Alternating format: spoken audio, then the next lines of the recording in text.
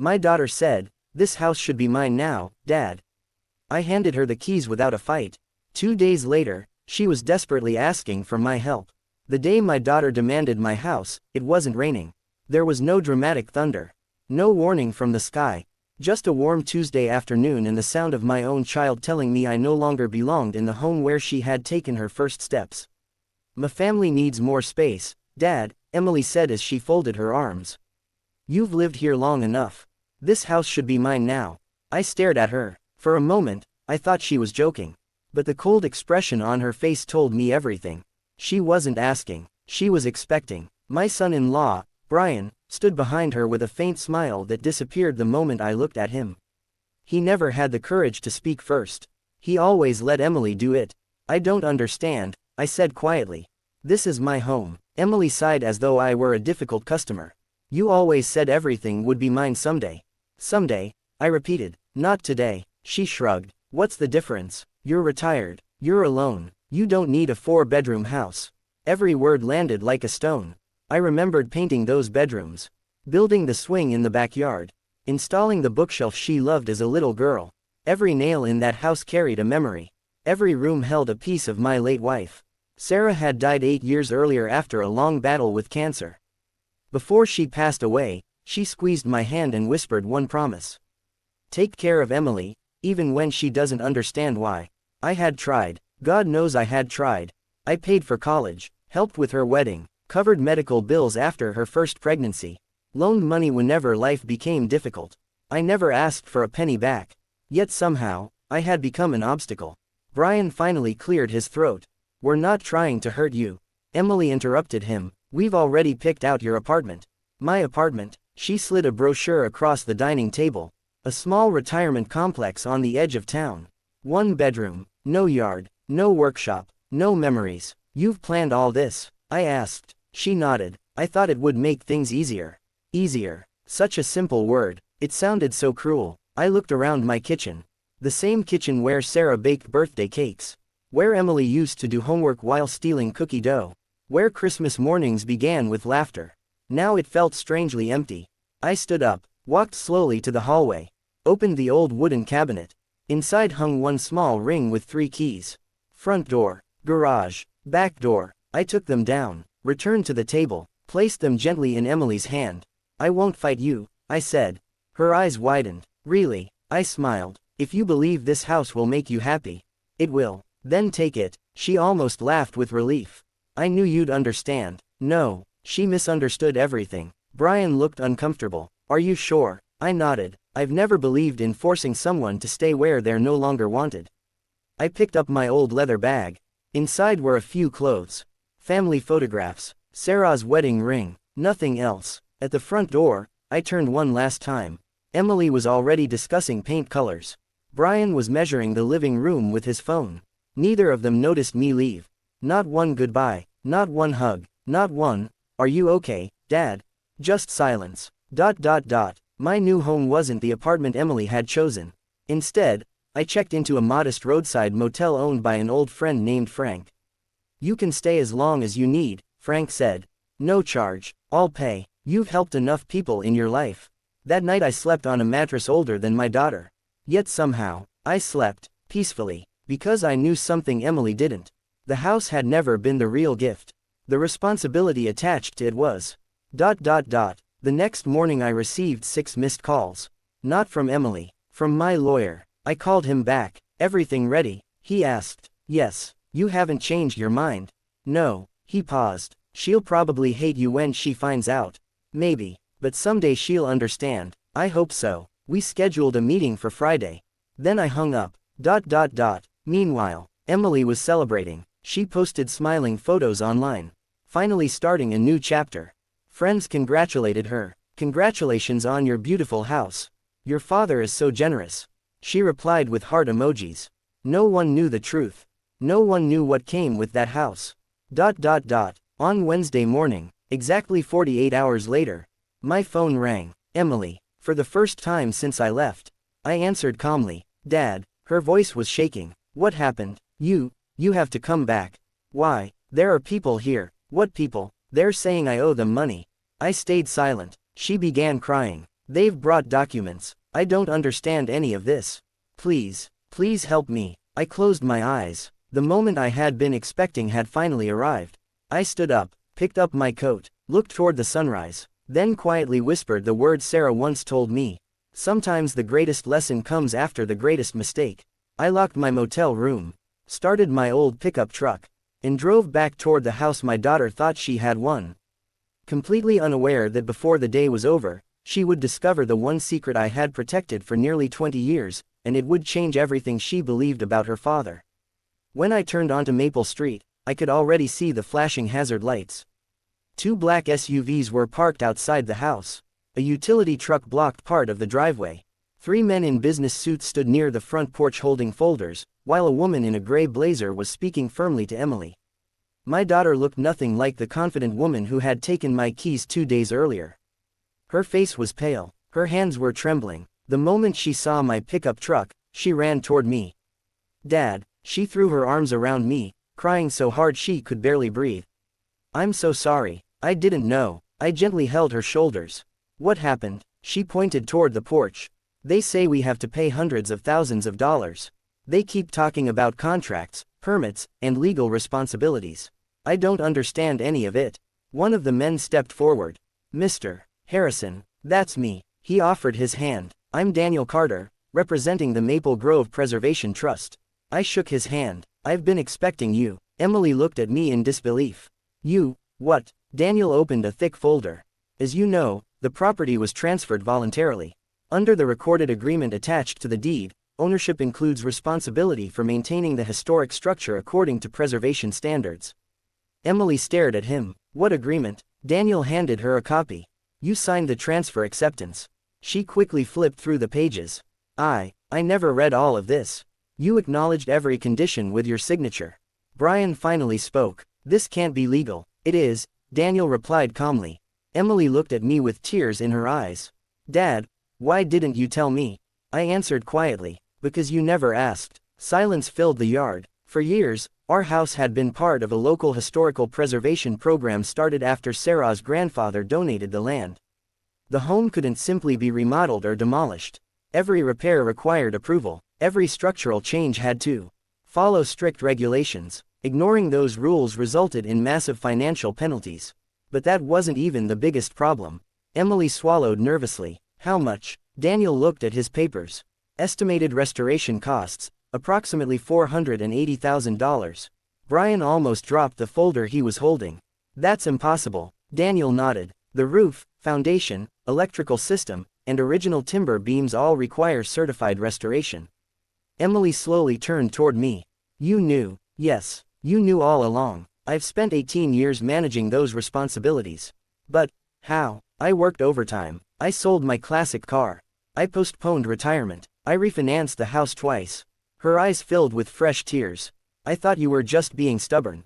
I smiled sadly. No, I was protecting you. Emily covered her mouth. For the first time in years, she saw not an old man standing in front of her, but a father who had quietly sacrificed everything without asking for recognition.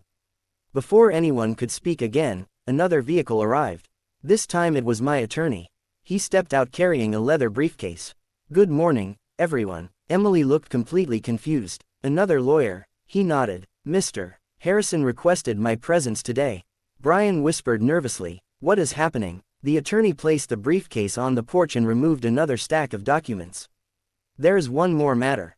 Emily looked ready to collapse. What now? The property transfer was only the first step.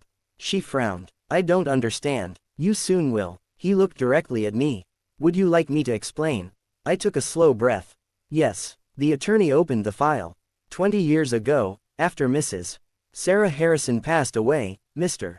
Harrison created a family trust. Emily blinked. A trust. It contains several investments, rental properties, retirement accounts, and company shares accumulated over many years.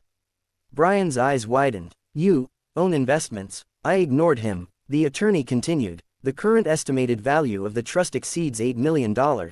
Emily froze. So, Dad is wealthy. The attorney finished. Yes. She looked at me as though she had never seen me before. But, you drove that old truck. I liked my truck. You wore the same jackets. They still kept me warm. You never acted rich. I never wanted money to define my family. Tears streamed down her face. Dad, but, the attorney continued, there is one condition. Everyone looked at him. The trust cannot be inherited by anyone who attempts to force, manipulate, or pressure Mr. Harrison into surrendering his home or financial independence. Emily's face turned completely white. No. The attorney nodded slowly. That clause was written 20 years ago. She whispered. Mom knew. Mrs. Harrison insisted on it. Emily broke down completely. My own mother. She wanted to protect your father. The yard became silent again. For the first time, Emily realized the house had never been the real inheritance. The true inheritance had just slipped through her fingers. Emily sat silently at the kitchen table, staring at the papers spread out in front of her. The legal documents no longer mattered. The numbers no longer mattered. All she could think about was one sentence. Your mother insisted on that clause. She looked at me with tears filling her eyes. Dad, Mom really thought something like this could happen. I didn't answer immediately. Instead, I walked to the old oak cabinet in the living room.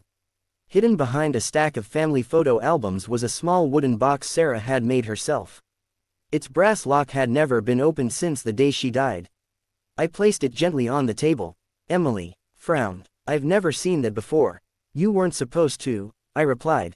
I unlocked the box. Inside were dozens of handwritten letters, tied together with a faded blue ribbon. At the very top was an envelope with Emily's name written in Sarah's elegant handwriting. Emily's hands shook as she picked it up. She wrote this for me. 3 months before she passed away. Why didn't you give it to me? Because she told me not to, unless the day ever came when you valued property more than family. Emily lowered her head. I never believed that day would come. Neither did I. She slowly opened the envelope. The room became completely silent as she began to read. My dearest Emily, if you're reading this letter, something has gone terribly wrong. Not because of money, not because of this house, but because you've forgotten what truly makes a family. One day your father may seem stubborn. He may refuse to explain himself. He may even let you believe he's being unfair. Please remember this. Your father has never made a decision without thinking about your future first. If you ever feel angry with him, stop and ask one question. What sacrifice has he made that I cannot see? Because I promise you, there will always be one. Love, Mom. Emily couldn't finish. The letter slipped from her hands. She covered her face and sobbed. I was so cruel. Brian stood quietly in the corner. For the first time since I'd known him, he looked genuinely ashamed. I should have stopped this, he said softly. I kept telling myself it wasn't my place. Emily looked at him. No. This was my choice. She turned back toward me. Dad, when I asked for the house. I know. I never even asked how you would live. You didn't. I didn't ask where you'd go. No. I didn't even call to make sure you were okay. I smiled sadly. But you're here now. She shook her head. That doesn't erase what I did. No, I said gently. It doesn't, but it can be the beginning of making it right. Just then, someone knocked on the front door. It was Frank, the owner of the motel where I'd been staying. He carried a small cardboard box. I think this belongs to you. Inside were a few personal belongings I'd left behind. On top sat an old framed photograph. Emily picked it up. It showed the three of us standing in front of the house 25 years earlier. She traced her mother's smiling face with her finger. I remember this day. So do I. It was the day Mom planted the maple tree. I nodded. She said roots matter more than walls. Emily looked out the front window toward that same maple tree. It had grown tall and strong over the years. Just like families were supposed to.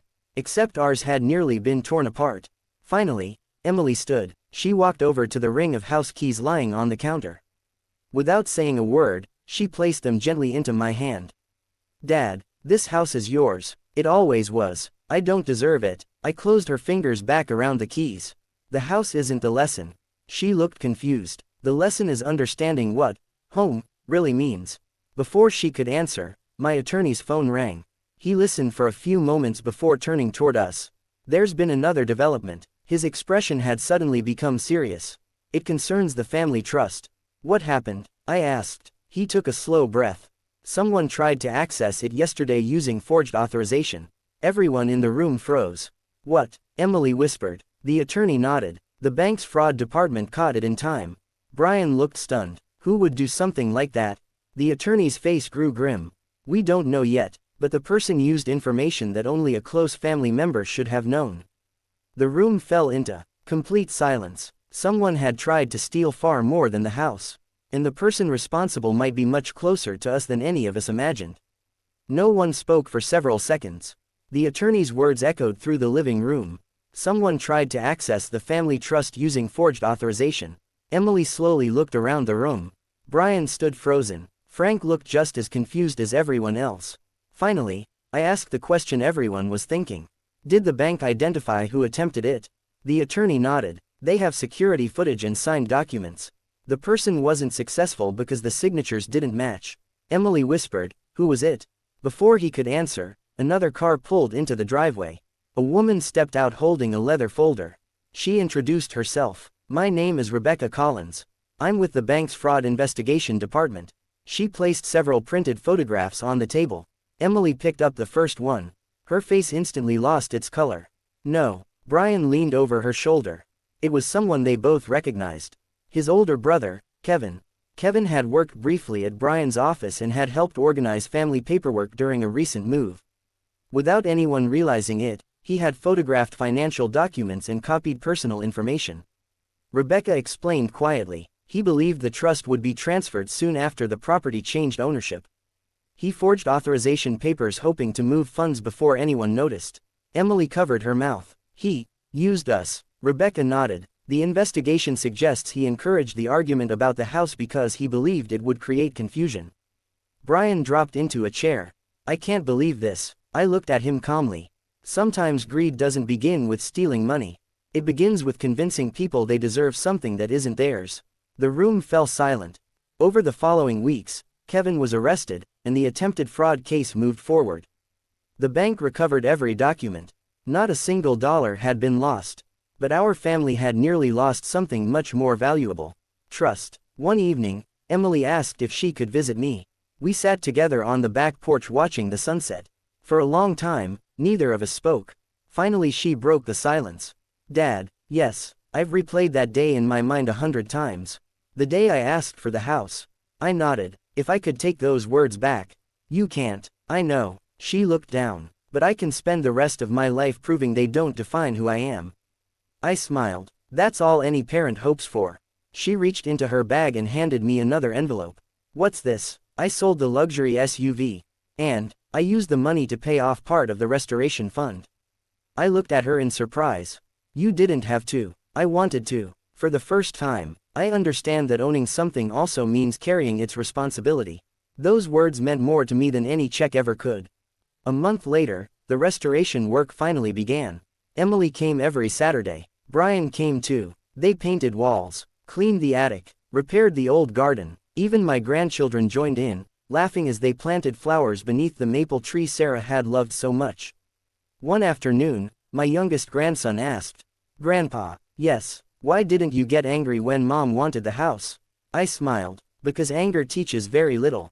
What teaches more? Consequences, followed by forgiveness." He thought about that for a moment before nodding. "I want to be like you when I grow up." Emily quietly wiped away a tear. 6 months later, the restoration was complete. The house looked almost exactly as it had the day Sarah and I bought it. That evening, our whole family gathered for dinner. The dining room was once again filled with laughter. Just before dessert, Emily stood up. She held her glass with trembling hands. "I want to say something." Everyone became quiet. She looked directly at me. "Dad, I once believed this house was my inheritance. I was wrong. My real inheritance was your patience, your sacrifices, your example, and the way you loved me, even when I didn't deserve it." Tears filled my eyes. She walked around the table and hugged me tightly. "I'm sorry." I hugged her back. "I forgave you the moment you realized your mistake." The room remained silent for several seconds. Then my grandson smiled. "So, does this mean we're all staying together for Christmas?" Everyone laughed. "Yes," I answered. "For every Christmas." Later that night, after everyone had gone home, I stood alone on the front porch. The cool evening breeze moved gently through the old maple tree. I looked up at the stars. "She finally understands," I whispered. In my heart, I could almost hear Sarah's voice. I knew she would. I smiled. The house had never been the greatest treasure. Love was. And unlike any building, love only grows stronger when it's shared. 1 year passed faster than any of us expected. The old house was alive again. The porch had been rebuilt. The garden Sarah loved was blooming with roses, lavender, and bright yellow daisies. Every Saturday, Emily arrived with Brian and the children to help with little projects around the property. What had once been a place of painful memories had become the center of our family once again. Sometimes, while drinking coffee on the front porch, I would think about the day I quietly handed Emily the keys. Back then, I thought I might lose my daughter forever. Instead, I had found her again. She wasn't the same person anymore. She listened more, she laughed more, and whenever she disagreed with someone, she chose kindness before pride. That was worth more than any inheritance. One sunny Sunday afternoon, our family gathered for my 71st birthday. The backyard was filled with laughter. The grandchildren chased each other around the maple tree Sarah had planted years ago. Emily surprised me with a handmade photo album. Inside were photographs from every stage of our lives. My wedding, Emily's first day of school, family vacations, Sarah's final birthday, and finally, a picture taken only a week earlier. The whole family stood together on the front porch of the old house. Underneath the photo, Emily had written, "Home isn't a place, it's the people who never stop loving you." I smiled through tears. This is the best gift I've ever received. She hugged me tightly. "No, Dad, you were always the gift." Just as everyone gathered around the birthday cake, a dark blue sedan stopped outside the gate. A man in a business suit stepped out carrying a large envelope. "Mr. Harrison, yes, I'm sorry to interrupt your celebration." He handed me the envelope. "It concerns property records recently discovered during the county archive restoration." Property records? I looked at Emily. She looked just as confused. Inside the envelope were copies of documents dating back almost 60 years. One paper immediately caught my attention. It carried my late father-in-law's signature. I slowly read the first paragraph. Then I stopped. My hands began to shake. Emily noticed immediately. "Dad, what's wrong?" I looked at her. "I don't believe this. What is it?" I handed her the document. She read it silently. Then her eyes widened. "This says, there's another piece of land." The man nodded. "Nearly 40 acres. No one claimed it after the records were misplaced decades ago." Brian whispered, 40 acres. The visitor continued. "According to the documents, ownership belongs to the Harrison Family Trust." Emily folded the papers and placed them back into the envelope. 1 year earlier, she would have reacted very differently. Instead of excitement, she simply looked at me and smiled. "Dad, it's your decision, no matter what." For the first time, I realized just how much she had changed. Money no longer controlled her. Family did, but none of us knew that the rediscovered land carried an old promise, and a mystery that had remained hidden for more than half a century. The birthday celebration ended with smiles. Yet a brand new chapter in the Harrison family's story had just begun. The following Monday, Emily and I drove to the county archives together. Neither of us spoke much during the drive. The envelope containing the newly discovered land records rested between us on the center console. Finally, Emily broke the silence. "Dad, yes, if this land really belongs to our family, what are you going to do with it?" I smiled without taking my eyes off the road. "I won't decide until I know why your grandfather kept it." She nodded. "A year ago, I would have asked how much it was worth. And now I want to know what it meant to our family." I glanced at her and smiled. "Your mother would be proud of that answer." At the county archives, an elderly historian named Mr. Wilson welcomed us into a quiet reading room. He carefully placed an old leather-bound ledger on the table. "I've been waiting for someone from the Harrison family." Emily looked surprised. "You knew about us for many years." He gently opened the fragile book. Inside was a faded map of the 40-acre property. Near the center of the map was a handwritten note, reserved for the Sarah Harrison Community Learning Center. Emily frowned. "My mother's name." Mr. Wilson nodded. "It was your grandfather's dream. He wanted children from struggling families to have a free place to study." "What happened?" I asked. "He passed away before construction could begin. The documents were misplaced during a courthouse renovation decades ago." Emily quietly traced her fingers across the old map. "So Grandpa never wanted this land to become another investment." "No, he wanted it to become hope." As we left the archives, a black luxury SUV pulled into the parking lot. A sharply dressed businessman stepped out. "Mr. Harrison, I'm Victor Lang. I represent Lang Development Group." He handed me a business card. We've been trying to locate the owner of that property. Emily's expression immediately changed. Why? Victor smiled confidently. We're planning a luxury residential community. We're prepared to offer $15 million. Emily looked at me. A year earlier, that number would have sounded impossible to ignore. Now, she simply waited for my answer. I folded the business card and slipped it into my pocket. I appreciate the offer, but I can't give you an answer today. Victor smiled politely. I understand. Just remember, opportunities like this don't last forever. As he drove away, Emily turned toward me. I don't want the money. I looked at her. What do you want? She smiled softly. I want to finish what Grandpa started. For a long moment, neither of us spoke. Then I placed my hand on her shoulder. I was hoping you'd say that. Neither of us noticed that Victor Lang had stopped his SUV at the end of the street. He watched us through the rearview mirror. Then he picked up his phone. They're refusing the offer, he said quietly. A voice answered from the other end. Then make sure they change their minds. Victor's face grew serious. I understand. He ended the call. Back at the archives, Mr. Wilson stepped outside with another envelope he had forgotten to give us. Inside was one final handwritten letter from Emily's grandfather. Across the front, in faded ink, were the words, "To the first Harrison who chooses family over fortune." The next morning, I woke up earlier than usual. For years, I had started my days with the same routine: coffee, the newspaper, and a quiet walk around the house. But that morning felt different. The old house was no longer just a building. It had become a symbol of everything our family had lost, and everything we had fought to rebuild. Emily arrived before breakfast. She wasn't carrying papers. She wasn't asking about money. She simply walked through the front door and sat beside me on the porch. "Dad," she said softly. "Yes, I used to think owning this house meant I had won something." I looked at her, but I was wrong. She looked toward the maple tree her mother planted years ago. This house was never about walls or property. It was about the people who filled it with love. I smiled. Your mother would have liked hearing that. Emily wiped away a tear. I wish I had understood it sooner. Sometimes people understand the value of something only after they almost lose it. She nodded. I almost lost you. Those words stayed between us. Because they were true. Later that afternoon, we visited the 40-acre land discovered in the old records. The empty field stretched far into the distance. Emily looked around quietly. So many people would sell this and take the money. Yes, but Grandpa wanted something different. I nodded. He believed success wasn't measured by what you keep. It was measured by what you give. Emily smiled. Then let's finish his dream.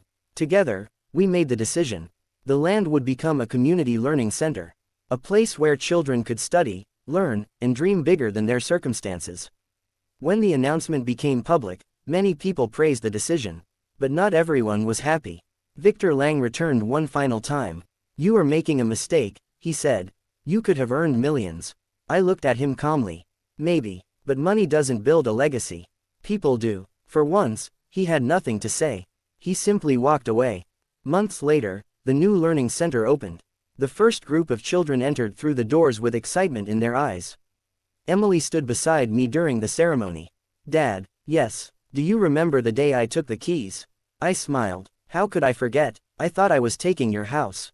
And what did you really take? She looked at the children playing outside. A lesson. I nodded. And what did you give back? She smiled. Family. That evening, I returned home and sat on the porch. The same porch where everything had nearly ended. But now, it was where everything had begun again. I looked at Sarah's photograph beside me. We did it, I whispered. The house was quiet, but it didn't feel empty anymore. Because a home is not created by bricks. It is created by forgiveness, understanding, and the people who choose to come back. And after everything, my daughter finally came home. Quote, I think Grandpa was waiting for us. The next morning, I woke up earlier than usual. For years, I had started my days with the same routine: coffee, the newspaper, and a quiet walk around the house. But that morning felt different. The old house was no longer just a building. It had become a symbol of everything our family had lost, and everything we had fought to rebuild. Emily arrived before breakfast. She wasn't carrying papers. She wasn't asking about money. She simply walked through the front door and sat beside me on the porch. Dad, she said softly. Yes, I used to think owning this house meant I had won something. I looked at her, but I was wrong. She looked toward the maple tree her mother planted years ago. This house was never about walls or property. It was about the people who filled it with love. I smiled. Your mother would have liked hearing that. Emily wiped away a tear. I wish I had understood it sooner. Sometimes people understand the value of something only after they almost lose it. She nodded. I almost lost you. Those words stayed between us. Because they were true. Later that afternoon, we visited the 40-acre land discovered in the old records. The empty field stretched far into the distance. Emily looked around quietly. So many people would sell this and take the money. Yes, but Grandpa wanted something different. I nodded. He believed success wasn't measured by what you keep. It was measured by what you give. Emily smiled. Then let's finish his dream. Together, we made the decision. The land would become a community learning center. A place where children could study, learn, and dream bigger than their circumstances. When the announcement became public, many people praised the decision. But not everyone was happy. Victor Lang returned one final time. You are making a mistake, he said. You could have earned millions. I looked at him calmly. Maybe. But money doesn't build a legacy. People do. For once, he had nothing to say. He simply walked away. Months later, the new learning center opened. The first group of children entered through the doors with excitement in their eyes. Emily stood beside me during the ceremony. Dad, yes. Do you remember the day I took the keys? I smiled. How could I forget? I thought I was taking your house. And what did you really take? She looked at the children playing outside. A lesson. I nodded. And what did you give back? She smiled. Family. That evening, I returned home and sat on the porch. The same porch where everything had nearly ended. But now, it was where everything had begun again. I looked at Sarah's photograph beside me. We did it, I whispered. The house was quiet, but it didn't feel empty anymore. Because a home is not created by bricks. It is created by forgiveness, understanding, and the people who choose to come back. And after everything, my daughter finally came home. 2 years had passed since the day Emily first stood in front of me and demanded the house. 2 years since she believed a property was more valuable than a relationship. 2 years since we both learned the hardest lesson of our lives. That morning, I stood in the garden watching children walk through the gates of the learning center built on the old family land. Their laughter filled the air. The dream that had been forgotten for decades was finally alive. Emily walked beside me carrying a folder. Dad, the board approved the new scholarship program. I smiled. Your grandfather would be proud. She looked toward the building. I still can't believe this started because of a mistake I made. I turned to her. Sometimes mistakes become the doorway to change. She nodded. But I never want to forget the person I was that day. You don't need to punish yourself forever. I know. She smiled. I just want to remember how close I came to losing something priceless. That evening, our family gathered at the old house. The same dining room that once held anger and disappointment was now filled with stories and laughter. My grandchildren sat around the table listening as Emily told them about their grandmother Sarah. She always believed family was stronger than any problem. One of the children asked, "Did Grandpa ever get angry?" Everyone laughed. Emily looked at me. Yes, but he loved us more than he was angry. I smiled. Your mother taught me that. After dinner, Emily and I sat alone on the porch. She handed me a small wooden box. What is this? Open it. Inside was a new set of keys. I looked at her confused. Dad, these aren't keys to the house. Then what are they? The keys to my home. She smiled. I want you to know that you will always have a place with us. I held the keys quietly. For years, I thought losing my house would be the hardest thing. But I learned something important. A house can be rebuilt. Money can be earned again. But trust, once broken, takes love and time to rebuild. Before going inside, I looked once more at the old maple tree. The tree Sarah planted had grown stronger every year. Just like our family, the house where I once felt unwanted had become the place where everyone wanted to be. And my daughter, who once asked for my keys, had finally understood the true meaning of home. 5 years had passed since the day everything changed. The old Harrison house was no longer remembered as the place where a family almost broke apart. It had become the place where a family found its way back. Every year, on the anniversary of the Learning Center opening, the entire family gathered beneath the maple tree that Sarah had planted decades earlier. That year was different. Emily arrived carrying an old envelope. Dad, she said quietly, I found something in Mom's old belongings. I looked at the envelope. My heart stopped. The handwriting was familiar. Sarah's handwriting. Where did you find this? In the attic. It was hidden inside an old photo album. I carefully opened it. The letter was dated only a few months before Sarah passed away. My hands trembled as I read the first words. My dear husband. For a moment, the world around me disappeared. Sarah wrote about our life together. About the struggles. About raising Emily. About the hope that one day our daughter would understand that love was never measured by money or possessions. Then I reached the final paragraph. If there ever comes a day when Emily forgets what family means, don't give up on her. Sometimes people have to lose their way before they find their way home. I closed my eyes. Emily was crying beside me. Mom knew. I nodded. She always knew. That evening, Emily sat with her own children and told them the story. Not the story of a house. Not the story of money. The story of forgiveness. When I was younger, she told them, I thought having more meant being happier. Her daughter asked, what did you learn? Emily smiled. That the people who love you are the greatest thing you can have. I watched from a distance. The same daughter who once pushed me away was now teaching the next generation the lesson she had learned. Later that night, I stood alone in the hallway. The old family photographs covered the walls. Every picture held a memory. Every memory held a lesson. I touched Sarah's photograph and smiled. Our family is okay now.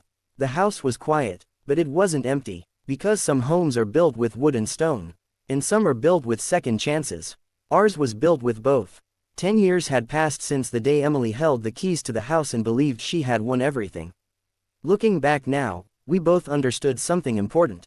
That day was not the day our family broke. It was the day our family was given a chance to change. The Harrison house still stood proudly on Maple Street. The walls had been repaired. The garden had grown bigger. The old wooden porch where so many difficult conversations happened had become everyone's favorite place to sit. Every Sunday, our family gathered there. Children laughed, stories were shared, and the past no longer caused pain. It reminded us how far we had come. Emily had changed more than anyone. She became the person her mother always believed she could be. She started helping families who were struggling. She worked with the Learning Center and created programs for parents who wanted better opportunities for their children. One afternoon, she came to sit beside me on the porch. Dad, do you remember when I told you this house should be mine? I laughed softly. How could I forget? I was so sure I was right. You weren't the only person who made mistakes. She looked at me, but mine hurt the person who loved me most. I smiled, and your courage to admit that mistake healed what was broken. She looked toward the maple tree. Mom would be happy. Yes, I said, I think she would. That evening, Emily brought her children to the old attic. She wanted to show them something. Inside an old wooden box were photographs, letters, and memories from generations of the Harrison family. This is our story, she told them. Her son picked up a picture of me when I was young. Grandpa, you look different. Everyone laughed. I was younger once. Really? Yes. And you had hair. The room filled with laughter. For a moment, I realized something. The greatest inheritance I could leave behind was never money. It was the lessons my family carried forward. Years earlier, I thought losing my house would be the biggest loss of my life. I was wrong. The biggest loss would have been losing my daughter forever. The keys I handed Emily that day were never just keys to a building.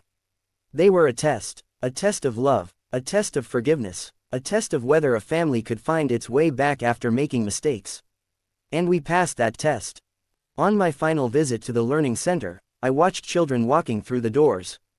The same dream that started with an old forgotten promise was now touching hundreds of lives. Emily stood beside me. You know, Dad, yes, if you had fought me that day, I probably would have become even more stubborn. I smiled. Maybe, but you didn't. No. Why? I looked at the children playing outside. Because sometimes people don't need someone to defeat them. They need someone to believe they can become better. Emily held my hand. Thank you for believing in me. I squeezed her hand. Thank you for coming back. That night, I returned to the house one last time. I sat on the porch under the maple tree. The same tree that had watched our family grow. The same tree that had seen anger, regret, forgiveness, and love. I looked at the lights inside the house. My family was there, together, happy, home, and I finally understood something Sarah had known all along. A true legacy is not the house you leave behind. It is the love that remains after you are gone. Years had passed, but the Harrison house still carried the same warmth. The old wooden floors still made the same sounds. The maple tree outside still moved gently with the wind, and every corner of the house held a memory of the people who had lived, loved, and learned there. But one morning, Emily noticed something different. Her father had become quieter. He still smiled. He still joined family dinners. But she could see that he was thinking about the future. "Dad," she said one evening, sitting beside him on the porch. "Are you okay?" I looked at her and smiled. "I'm just remembering." "Remembering what?" "The day you asked for this house." Emily lowered her head. "I still feel terrible about that day." I shook my head. "You shouldn't spend your life carrying guilt." "But I hurt you." "Yes," I admitted. "But you also changed." She looked at me. "And that change is what matters."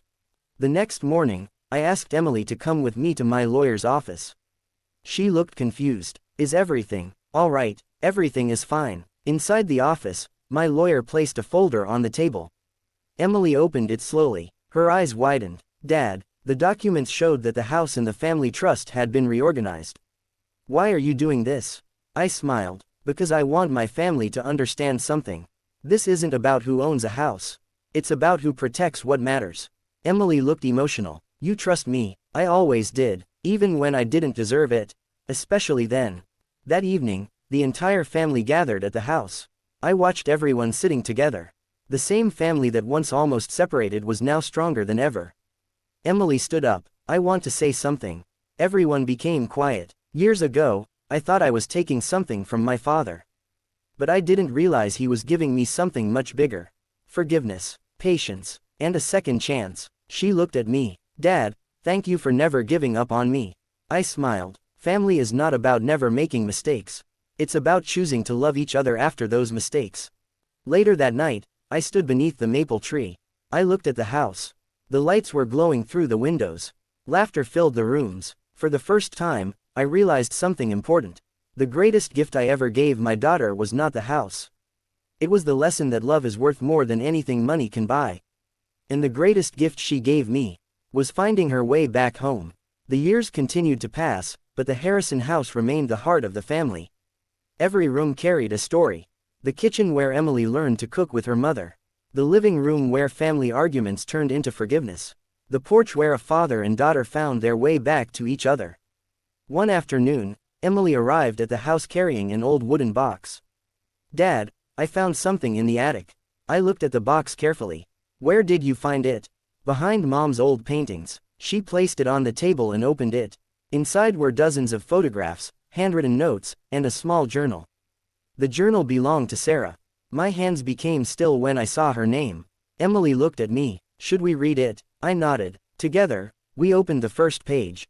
Sarah had written about our family, our struggles, and her hopes for the future. But one sentence caught Emily's attention. She read it aloud. "A family may lose its way, but love has a way of bringing people home." Emily became emotional. "Mom knew everything, didn't she?" I smiled softly. "Your mother always understood people better than they understood themselves." That evening, the family gathered around the dining table. Emily showed everyone the journal.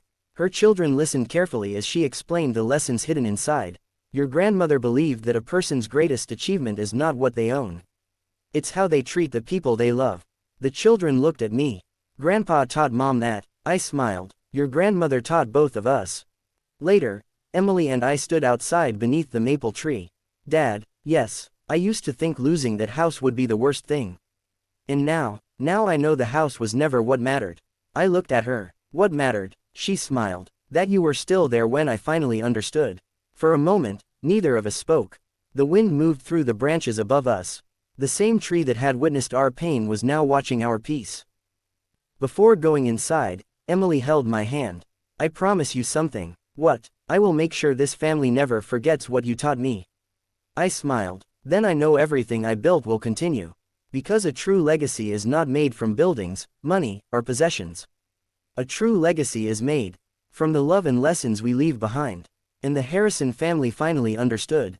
The greatest inheritance was never the house. It was each other.